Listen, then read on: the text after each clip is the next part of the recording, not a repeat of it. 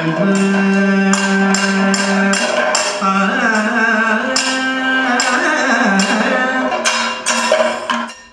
ചിട്ടയും ഒപ്പിച്ചുള്ള കലാപ്രകടനം, അതാണ് കഥകളി. കണക്കും ചിട്ടയും പിഴയ്ക്കാതെ ഒരു വേഷം അരങ്ങിലെത്തിക്കുന്നതിന് വേണ്ടിവരുന്ന ചെലവിന്റെ കണക്കുകൾ കേട്ടാൽ സാധാരണക്കാർ ഒന്ന് അമാന്തിക്കുക തന്നെ ചെയ്യും. ഉപജില്ലയും ജില്ലയും കടന്ന് സംസ്ഥാനതലം ഈ 3 സ്റ്റേജ് പിന്നിടുമ്പോഴേക്കും ചെലവാകുന്നത് ലക്ഷത്തിലേറെയാണ്. ഐറ്റങ്ങളെ അപേക്ഷിച്ച് ഏറ്റവും കൂടുതൽ പൈസ ചിലവാക്കുന്നത് കഥകളിക്ക് തന്നെയാണ്. കാരണം മറ്റുള്ള എല്ലാ ഐറ്റങ്ങളും കാസറ്റ് ഇത് പക്ഷേ പിന്നണിയിൽ അതിൻ്റെ ചെറിയ ഒറിജിനൽ കലാകാരന്മാർ തന്നെ പിന്നണി ഉള്ളതുകൊണ്ട് തന്നെ അവരുടെ എക്സ്പെൻസ് പഠിക്കാനുള്ള ചിലവ് കൂടിയാകുമ്പോൾ എനിക്ക് തോന്നുന്നു മറ്റുള്ള ഏത് ഐറ്റത്തിനേക്കാൾ കൂടുതൽ ചിലവ് വരുന്നത് കഥകളിക്ക് തന്നെയാണ്.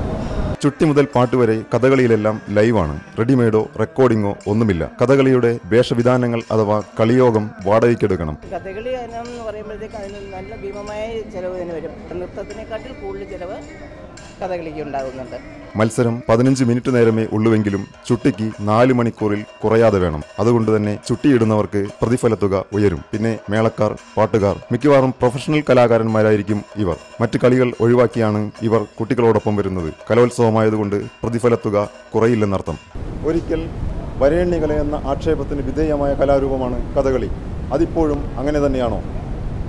ഈ കണക്കുകൾ അങ്ങനെ ചില സംശയങ്ങളാണ് ഉണർത്തുന്നത്. കലോത്സവ നഗരിയിലെ കഥകളി വേദിക്കരികിൽ നിന്നും വീഡിയോ ജേർണലിസ്റ്റ് ജയനൊപ്പം PR ഷിജു, TV Now.